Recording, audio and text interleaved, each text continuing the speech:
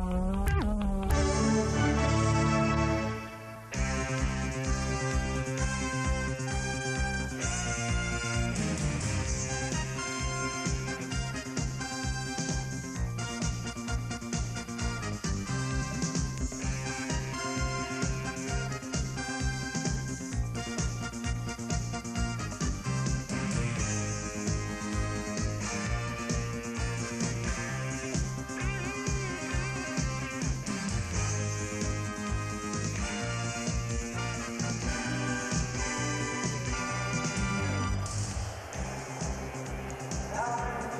morning, welcome to Atlantic City and this vast convention center here, which is absolutely sold out for Mike Tyson's first defense of the undisputed heavyweight championship of the world. Yes, he's attracted a record crowd. There are 16,000 here to witness the challenge of the #1 contender, the unbeaten Tyrell Biggs, winner of gold in the '84 Olympics. Now, Tyson comes to this confrontation still trying to prove to the skeptics that he has the ability to take his place alongside the all-time greats. For Biggs, it's his toughest assignment since waging a battle against drink and drugs.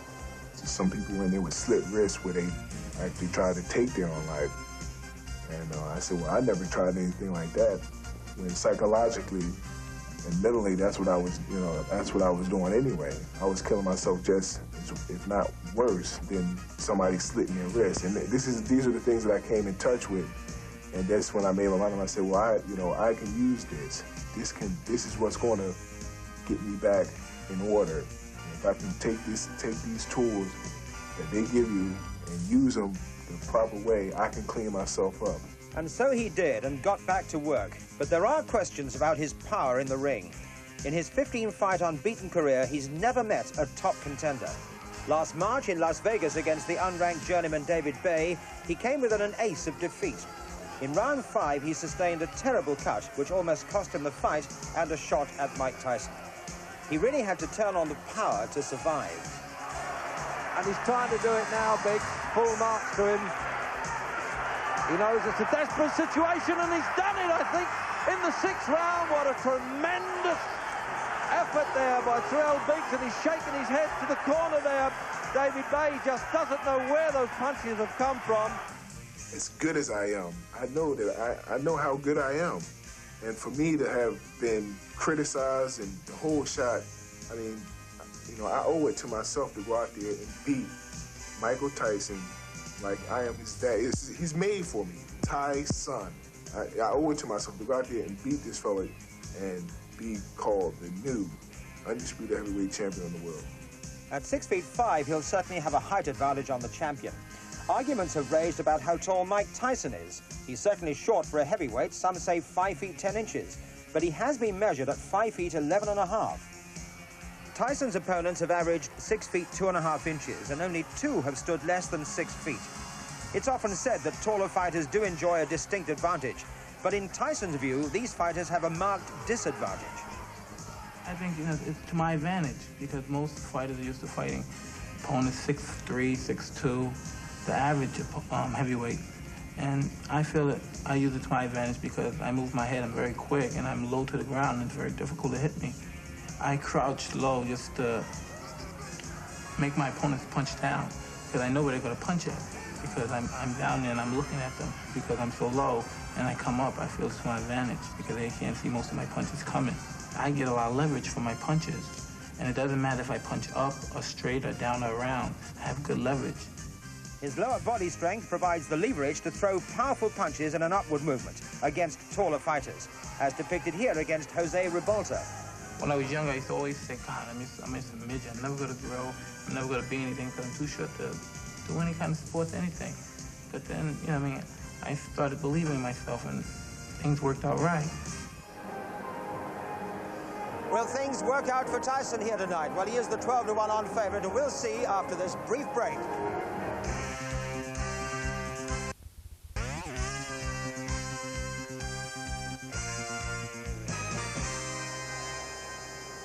Welcome back to the Trump Plaza Convention Center here in Atlantic City for Mike Tyson's defense of the undisputed heavyweight championship of the world against the #1 contender, Tyrell Biggs.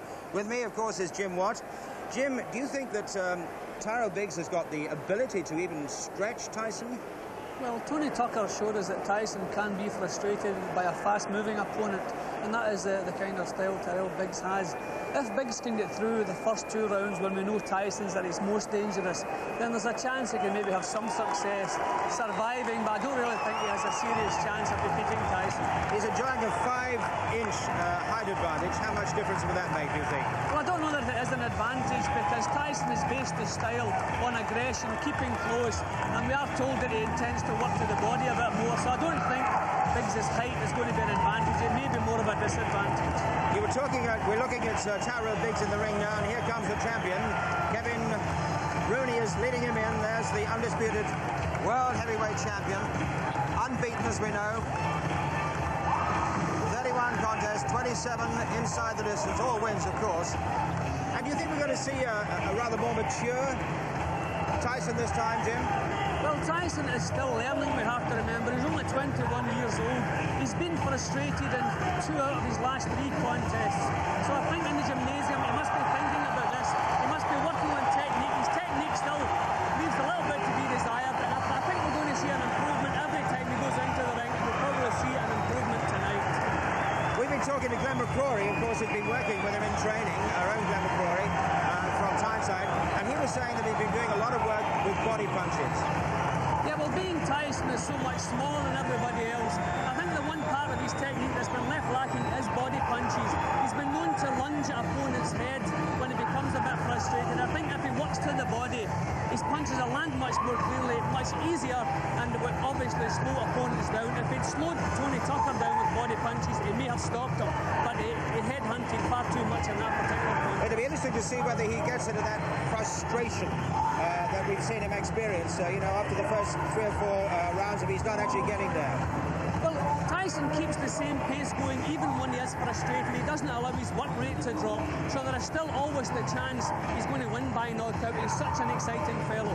We're looking at Tyrell Biggs' record there. It's 15 wins, he's unbeaten, 10 out inside the distance. But has he beaten the kind of opponents that you think gives him a chance? He has not faced the quality that Mike Tyson has faced, no. I can't really give Biggs a serious chance of victory. He's a very talented boxer, a very good amateur. He still has retained some amateur faults, but because of his height, if he manages to get a bit of space between himself and Tyson, he could probably survive for a few rounds. I think that's the best we can hope from him. I don't really want to make any kind of prediction, Jim, because you're rather shy of doing so. Well, it all depends how soon Tyson gets to Biggs. It also depends the tactics Biggs has in mind. If Biggs wants it, he's been saying some arrogant things, but if he squares off to Tyson, he could end up in trouble quickly.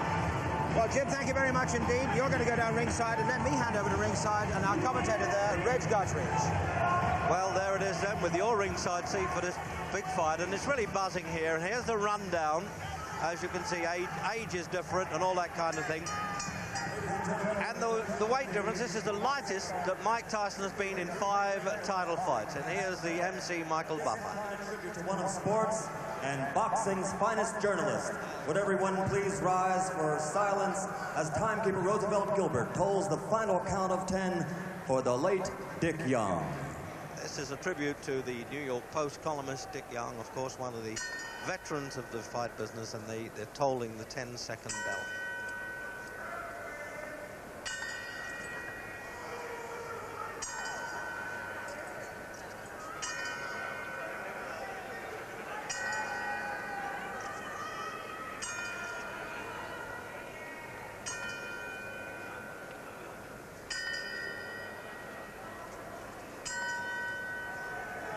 May his soul rest in peace. Thank you, ladies and gentlemen.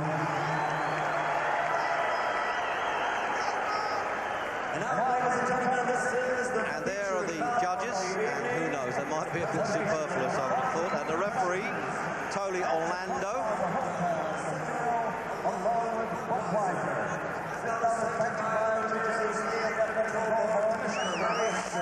Deputy Commissioners Dick Ballesteri and Lawrence Wallace. The chairman is Jerry Gormley. Representing the International Boxing Federation is its president, Robert W. Lee. The championship committee chairman is here, Bill Brennan. Representing the World Boxing Association, Dr. Keith Arthur and Dr. Elias Cordova. Here for the World Boxing Council is James J. Binns, Esquire. The three judges doing all the scoring tonight are Al Walensky, John Stewart, and Frank D. Brunette. The timekeeper, Roosevelt Gilbert. Counting for the knockdown seconds, Rudy Battle. Chief ringside physician, Dr. Frank B. Doggett.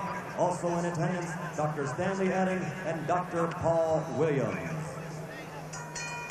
And now, ladies and gentlemen, let's get ready to rumble from the Trump Plaza Hotel and Casino by way of Convention Hall in Atlantic City, New Jersey. 15 rounds for the undisputed heavyweight championship of the world. A referee for this bout is Tony Orlando. Introducing first, fighting out of the blue corner. He's wearing the white trunks and weighs 228 3/4 pounds. He's from Philadelphia, Pennsylvania. This Olympic gold medal champion has 15 consecutive victories, 10 by knockout. Introducing the #1 challenger in the world, Tyrell.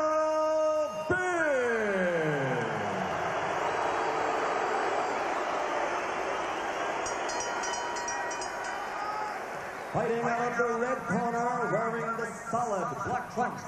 He weighs 216 pounds. From Catskill, New York. 27 of his 31 unblemished victories are by knockout. Ladies and gentlemen, the undefeated, undisputed, heavyweight champion of the world, Mike Tyson.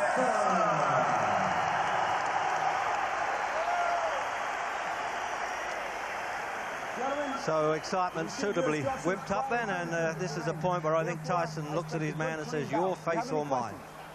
Touch gloves, go back to your corner, good luck. But no problems there anyway. They're waiting for the first bell. They don't get paid for overtime in this game. So it's very much the payback fight for Tyson. He boxed 2 rounds once in the amateurs, merely in trials with Tyrell Biggs, when Biggs went on to the Olympic team, and Mike Tyson failed to make it. So now, is it going to be a traditional explosive start? 16 wins in the first round, remember, Mike Tyson. But Biggs is the man with the game plan of the movement, and he certainly has that. He's a very smart boxer, very mobile. 16 stone, 4 3/4. He weighed 16.7 against Lorenzo Boyd in Texas in July, which was a total mismatch, so we're not too worried what he weighed there. And Tyson is lightest in his 5 title defences at 15 stone 6. Still a big boy, isn't he? Whether he's 5'11 or 10'11, it doesn't matter. The punches count. If you're good enough, it doesn't matter if you're small or not. Marciano and Frazier prove that. So he's got the traditional so-called bad guy black trunks on again, Mike Tyson. And that huge body, foul-proof protector there around his base of his ribs anyway. So I think you've got a little look now at, there's a man at ringside, Muhammad Ali, who would say, well, that's the way that he's got a boxing fella, but Ali in fact predicted Tyson to win.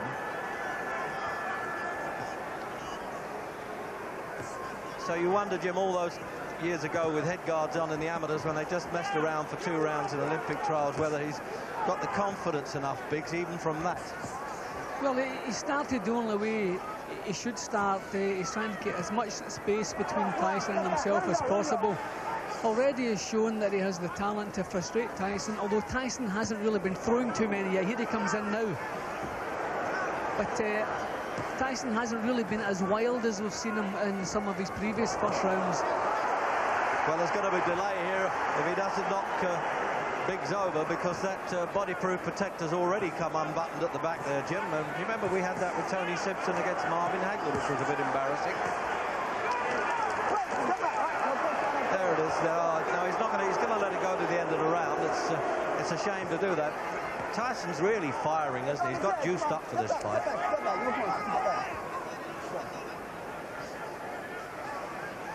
And, you know, in many ways, you've got to judge him on championship form, but he's still very much an apprentice champion, Tyson.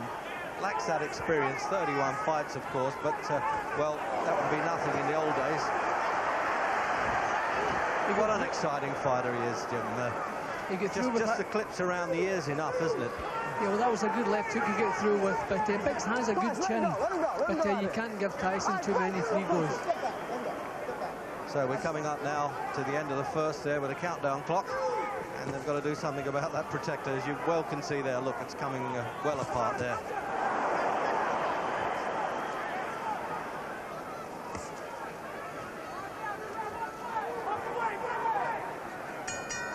Well, it's always a relief to hear the end of the first round, and a bit of an argument going on as well.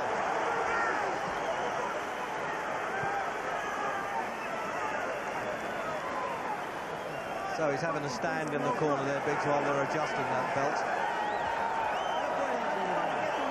And you'll probably notice, I'm sure you will, that the referee, Tony Orlando, and the seconds are all wearing now obligatory rubber gloves to, they think, combat the AIDS problem in boxing if there's any bloodshed. And some of the commissions are now doing that, including the IBF.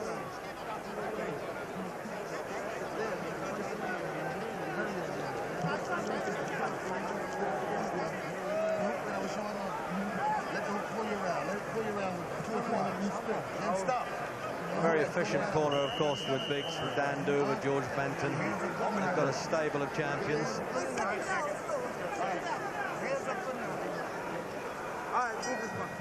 Out for the second to repeat, scheduled to 15 and not 12, and neither of them have been 15 rounds, so who knows if it does go that distance, what sort of turn of events we'll have. The main thing is, of course, that Biggs doesn't have that dreadful scar reopened now that he had against David Bay. But it's a tribute really to him as a character that he's able to get back into the ring with all the troubles that he survived, and certainly the drugs and alcohol problem, rehabilitation clinic. And even in the fight, he had a broken collarbone and had to win the fight one-handed.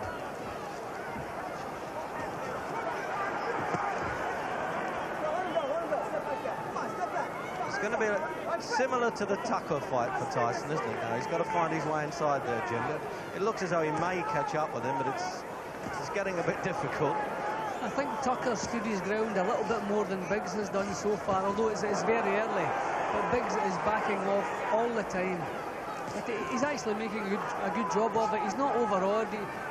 His concentration has been good there. That's been a feeling in some of Biggs' earlier performances, lapses of concentration, but I don't think that will happen tonight.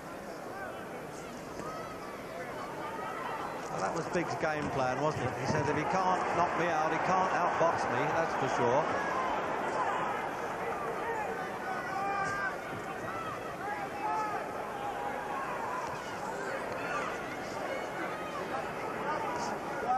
Two hands, punch out. Let him go, let him go. The referee insisting that they both punch out with two hands and not grab inside as they are there. Step back, come on, let him go. First championship fight at the heavyweights for this referee. I tell you to break both of these, he's going to break. And he's already made his mark.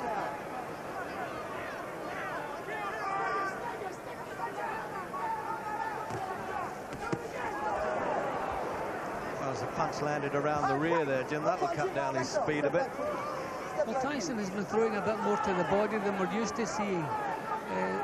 He did tell us that he's been practicing body punches, which is obviously a sensible thing to do when all your opponents are taller than you. But he's getting very close to Biggs already. I thought it would have maybe taken him a few rounds to get this close. But he's getting close already. Now, he doesn't creep up on him. He sends the calling card and he comes straight in.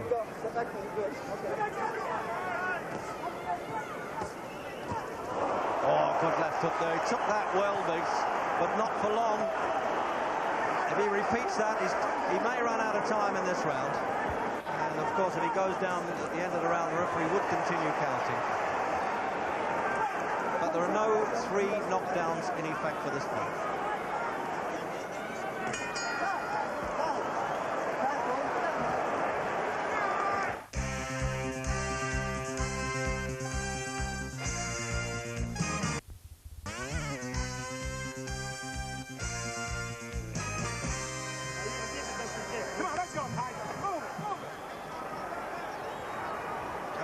For round 3 now. Can Tyson repeat that left hook? May even produce a right hand uppercut. How do we know with this fellow? He's got the armory. big odds-on favourite, of course, in this gambling city of Atlantic City along the famous boardwalk, where in fact the first $1 million game took place in this state, New Jersey. Dempsey and Carpentier.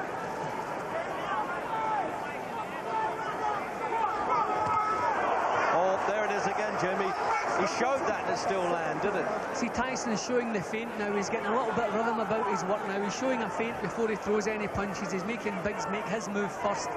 It looks as though he's solved them out already. He was getting very, very close in the second round, and now he's putting a little bit more thought into his work.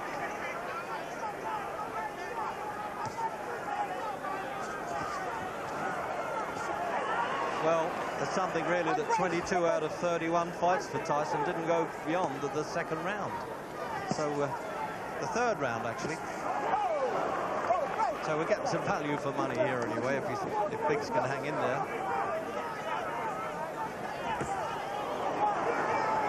Oh, he's digging those punches into the ribs as well. Now that's the last thing Biggs wants to do, is stand and trade. He tried that with David Bay and was then badly cut, and there's a cut around Biggs' left eye now. Is that a reopening midway through the third? That'll be sad for him because he doesn't deserve that. He's fighting a brave one.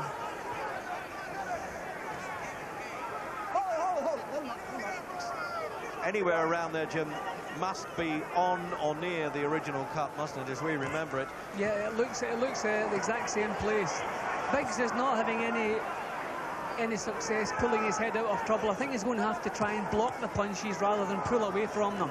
When he pulls away from the first punch, he has nowhere else to go, and when Tyson follows on, he's taking too many punches. He's going to have to try to block some of the punches, but as we said earlier, I think it's a lost cause.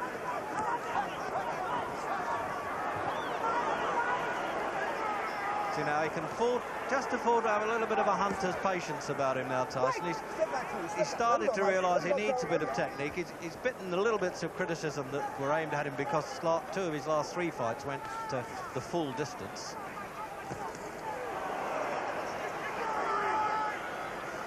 I don't think we give Tyson the full credit for the jab he has. Oh, good left hook.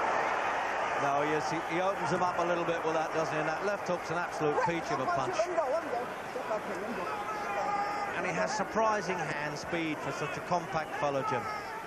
Well, the punches are short and he moves in with them.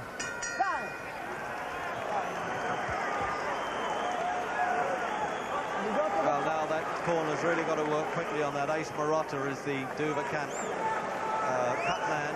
And as I say, they're the white gloves they're all wearing. And the doctor from New Jersey Commission is in there. He's allowed to get in at any time. And he will advise the referee. In fact, his word will count according to the rules meeting. There's no disputing that. And that was the previous cut that you saw there. And there they are working on what we presume is a reopening. Now the doctor's also having a chat with the referee here at the end of the third, but he's leaving the ring. Jim, let's just get a look at that. There you see. He can throw them there and misses with that one. Not one of Tyson's better attacks, but that was a point that you could see the cut around the eye closely. And they're putting what looks like adrenaline cream in there. Into round 4. And let's face it now, it's all downhill battle surely for Tyrell Biggs. It was hard to gain strength in a fight when you're bleeding and trying to wipe the glove away against a man of this strength that comes at you with such will.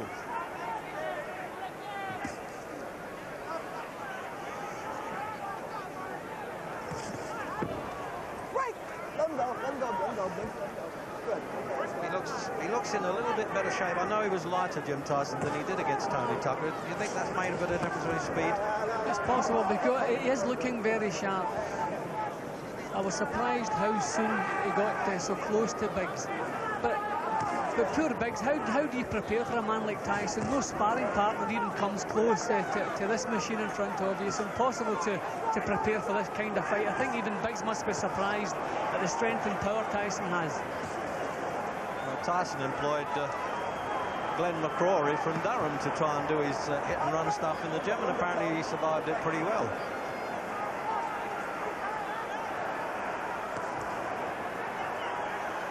Now, it's got to be long range or nothing now with Biggs. And a good left hook that he turned into an uppercut. Tyson has dropped the pace. He just seems to be looking for one big left hook now. I think he feels that one clean shot will finish this job. Now, is he going to try and do this as he did with David Bay? Pull the fight right out of the fire, turn it around. I would have thought that was not possible to stop Tyson like that.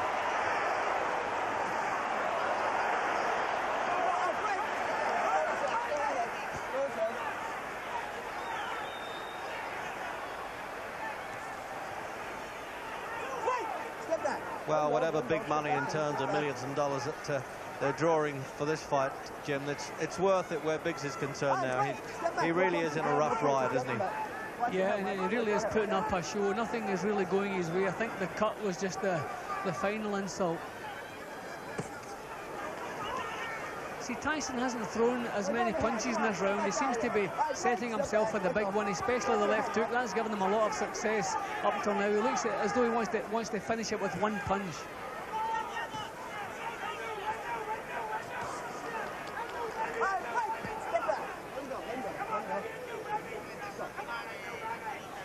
He walks straight in on a straight track there, doesn't he, Tyson? He really hounds his man all the time. Oh, there it is again. The right hand came with that as well. That was a two-punch combination for a change. And he really is a tremendously fast puncher, as we saw when he finished Pinkland Thomas.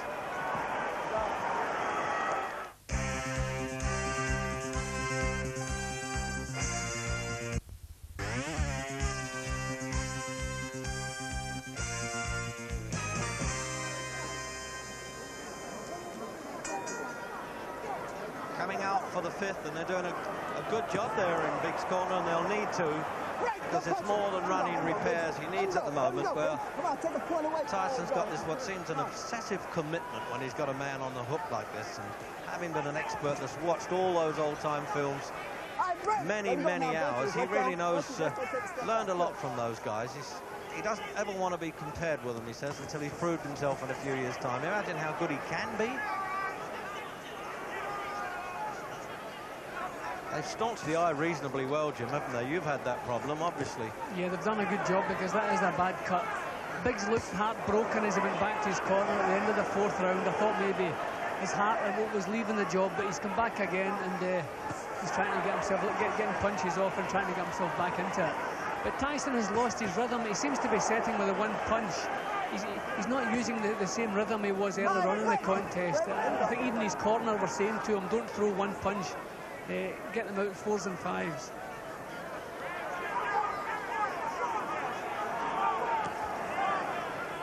He's really trying to get every inch he can with that left-hand jab to keep him off. But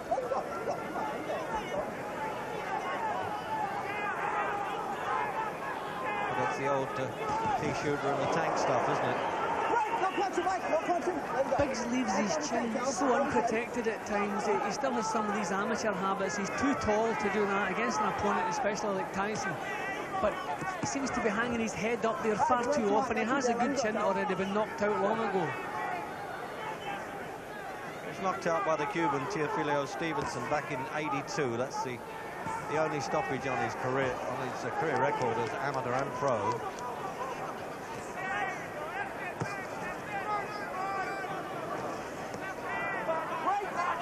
Tyson hasn't lost a decision since Henry Tillman in an Olympic box-off in '84.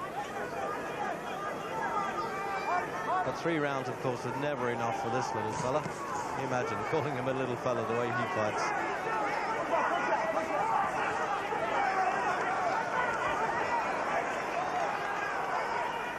Yeah, Jim, that really is not going to last. It's unzipped like a purse there, didn't it, as he threw that right hand. I think there's blood coming from his mouth as well now, isn't it? Yeah, I think this is going to be the last round. He's looking at the corner as well, as if to say, what do I do now? All the heart in the world, Tyrell Biggs, but as you say, from the Bay fight, he knows now that there's no way he can switch this round and stop this tank coming at him. Oh, referee getting himself tangled up there. And the crowd not liking that with Tyson.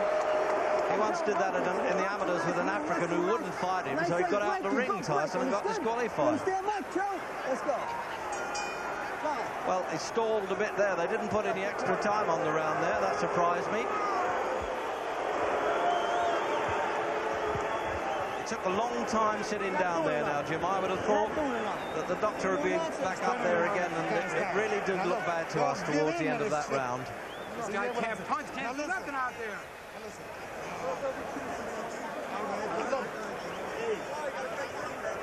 Tell him. Don't trust the guy. Now look. Are you all right? Well, they got to pump him up with a lot of knowledge now. Jim, there's that wrestling sequence. Yeah, I think the significant thing here is how disheartened Biggs looks. We saw him just before this, looking over to his corner. He really looks disheartened now. Well, they're managing to getting him off the stool again anyway. I was wrong about that. I already did think that was the end.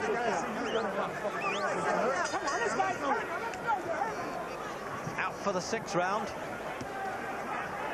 Tyrell Biggs now. Such a handicap, isn't it? Scheduled for 15, and as the great Joe Lewis said, you can run but you can't hide in the fight ring. Biggs has never been subjected to this kind of pressure before either.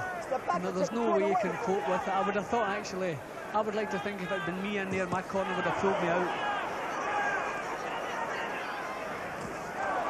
Yeah, the right hands are getting really punishing as well. What an armory this fella's got. Jim, can we even imagine what he's going to look like in another 2 or 3 years if this keeps up?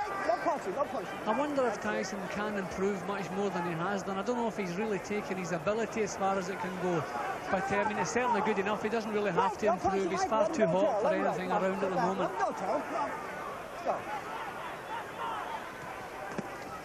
It's like a 20th century caveman the way he's going in there. But, you know, he's got sort of a hidden skill in many ways, Jim, hasn't he? He does some very smart things as well. Well, you have to remember, he's in with an excellent boxer, Olympic standard, but he hasn't taken too many because he exerts so much pressure. The other fellow is always on the defensive, so that is part of his skill. But we don't see him taking too many clean punches himself.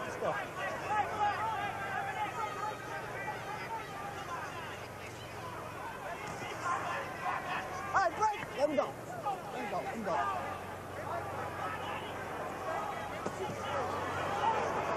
Punch to the body there, and we're so close to the ring, Jim, right now that, well, I tell you, we gasped as that left hook to the body went in. Right. Let go, let go, let go, let go. Step back. Well, the referee will remember this in his first heavyweight championship fight that he's officiated there. He's really having to work hard. Right, no punches. Hold it, let him go. Let him go, Tom. Let him go, let him go. Let him go, let him go. It looks like Tyson wants to hang on to him as well.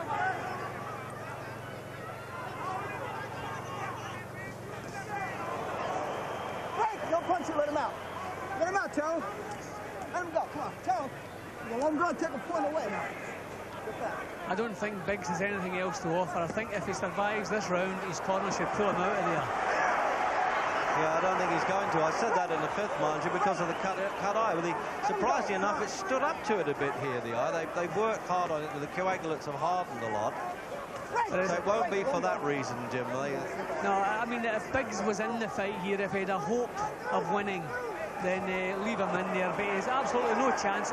We're only finding out how much courage he has, how long he can survive. His corner must pull him out of there.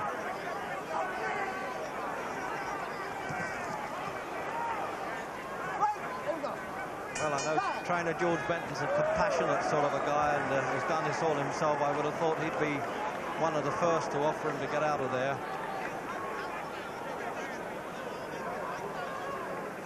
So the doctor's over there now, having a look at Biggs again. And we really don't need any distractions at this stage of the fight. Conversations inevitably with doctor and referee, who are talking to Larry Hazard, the chairman of the New Jersey Commission. Get to the side. Play with this guy now. You understand me? This guy's got nothing. Give him the feint. Like you did before. Give him the feint. Give him a feint. Step to the side. Fight. you're taking the best of these guys. So what the hell's wrong with you? Fire back. Well, from that lip reading, Jim, I would have thought that the doctor's saying you better watch it in this round to the referee, don't you? You got no legs, fight it inside. I don't even think it should be up to the doctor. I think Biggs' corner should be saying, you've done as good as you can do, Tyrell. Let's just get you out of there. Round 7. Yeah, I agree with you. The lad's really put up a really good show. I say the lad, he's 26, he's 5 years older than Tyson.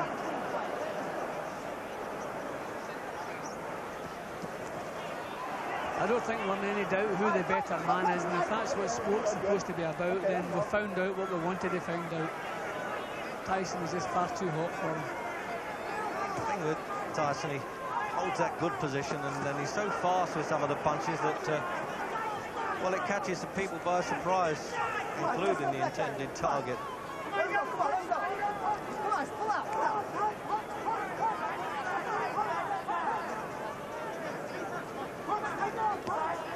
See, this is where we should expect a little bit more technique from Tyson. He's demoralised a man, he slowed the pace down to his liking, but he's just gone in doing the same things all the time.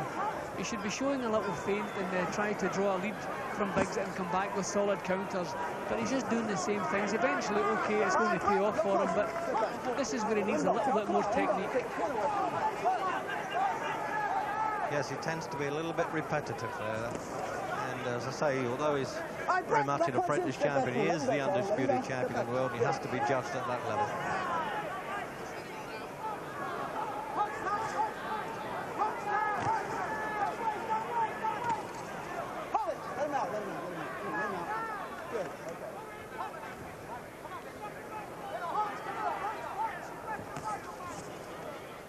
Break. Let's step back. Let him go, Tyrell. Let him go. Again, Jim, that cut eye is really not leaking as much. It's amazing, really. They've done a very good job on the eye, because straight from the start of the injury, it was a bad one. I mean, Tyson should have a little bit more imagination now. I mean, we can see that Biggs is very tired. He isn't really coming back with any punches that should worry Tyson. So Tyson should be able to open up an opponent better than he's doing. Step back, Mike. Throw him in the back of the head. Close in like that with Tyson, when an opponent pulls on and he throws a punch and catches him with a forearm occasionally. That must hurt. Oh, what a jab, that one. That's the way to break up the opposition's concentration, and he did it there. And as he hit him with that punch, I think his eyes went into separate orbits there. Right in his own corner. Is he going to make an effort to get up? How do you feel, Tyrell? Okay? He's got to 8, and he's allowing it to go on, the referee. How long? He won't let him off the hook now, so come on, referee, you can dive in when you like now. And he's waved it all over, that's it. Glad to see that in the 7th. Tyrell Biggs was as brave as you could ever expect a challenger to be, but he was totally outpunched, and let's face it, from a fighting point of view, he was outclassed as well at the finish. Jim? Well, as soon as Tyson gets his chance, it's all over. He never lets anybody off the hook. I would like to have seen Biggs being pulled out of there. He'd done his best. There's no way he could ever win this contest, but his corner kept sending him up. But once more, a tremendous performance from Tyson, especially when he got his man on the hook. He didn't waste any punches. Every punch he threw was a jawbreaker, and there we have Tyrell Biggs. Hopefully, he's sitting up now, so hopefully everything is all right. Just 5 seconds to go there to the end of that round, actually. Not that it made any difference. Just have a look, just a look at that replay of the finish now, when he caught him. There it is, the left hook yet again. Totally unbalanced. Lucky not to go right out of the ring now. That's where Muhammad Ali was sitting right behind him. Jim, have a second look from a different angle. He opened him up with the jab, then come up with the left hook he's been looking for all the way through the contest, and a cracking punch. Biggs did very well. I think he was wondering himself if he should stand up or not, but he did the brave thing and stood up. But the finishing punch was a cracker. See there, when he flopped, his head went there, flopped like Wurzel Gummidge on those ropes.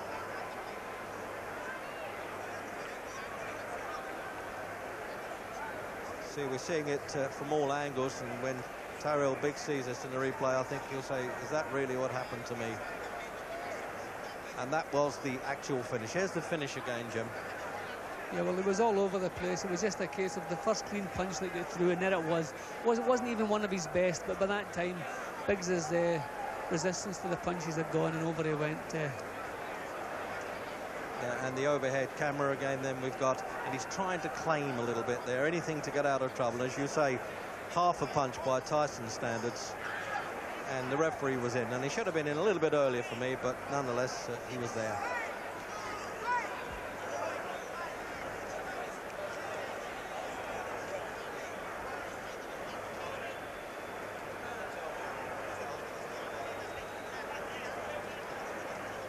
Ladies and gentlemen, the end comes at 2 minutes, 59 seconds of the 7th round.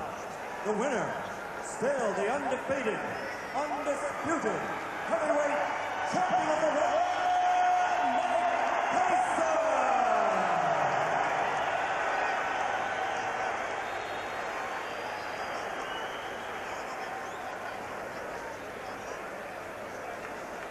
Well, he came in sweating, and there it is, just pouring off there, Tyson, like a machine when he goes to work. So here's words from Tyson with our colleague Larry Merchant. A paint job and then sort of wrecked the whole house. Mike, he looked very impressive in the first round, looking like Ali, the way he moved and jabbed. What were your thoughts at that point, and then how did you attack him to stop that? Well, in my mind, I knew this was 15 rounds, and I was prepared to put the pressure on him constantly for 15 rounds. You know, I was having a great time in there. I felt good. I was in the best condition of my life, and I did what I was supposed to do. Well, tell me, what did you think in that first round when he was moving, trying to do an Ali with his left? I knew when I came to this fight, I was the best fighter in the world, and not a man alive that can beat me. What broke him down? Was it just constantly the pressure? Body punches. When I was hitting him with body punches, and I heard him, actually, he was crying in there, making woman gestures like, I can't find him, but I knew that he was breaking down soon. You're saying that Biggs was crying when you hit him? Yes. When did that happen? And perhaps the 4th round on. So that you knew you had him by that time? Absolutely, but I knew he was tough in there taking those punches. Was this your most satisfying fight in the sense of the way you went about it patiently and businesslike, not getting excited, not trying to take him out with one punch? Well, I was very calm, and I was thinking about Roberto Duran, how he used to cut down the runners and just wear them down, and I had that frame of mind when I was in the ring. All right, Mike, let's take a look at the first knockdown, and would you describe what was happening? Well, I was in there looking for the punch, boom, and I knew it would come. But when he threw a punch, his hand opened a little, and I thought I could slip a punch right in there. Were you trying to work on his cut early on because he was pretty bloody? No, I wasn't even thinking about the cut. I was just hitting to the body, softening him up. So that from then on, you really feel that it was inevitable after the first few rounds? Absolutely. All right, Mike, we hear now that you're going to fight Larry Holmes next. Why Larry Holmes? Well, I don't have any say-so in the matter. I'll just a fighter, and I'll defend my title against any man in the world. If I was you, I'd talk to Jim Jacobs about that. Do you want to fight Larry Holmes? I'll fight any man in the world because I believe there's no one in this clan that can beat me. Okay, then let me ask Jimmy Jacobs, the co-manager of Mike, why do you want to fight Larry Holmes next?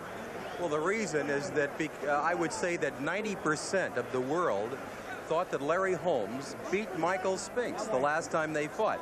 In fact, Larry, of 46 newspaper men polled after the fight, 42 men of the 46 voted for Larry Holmes in the last fight with Michael Spinks.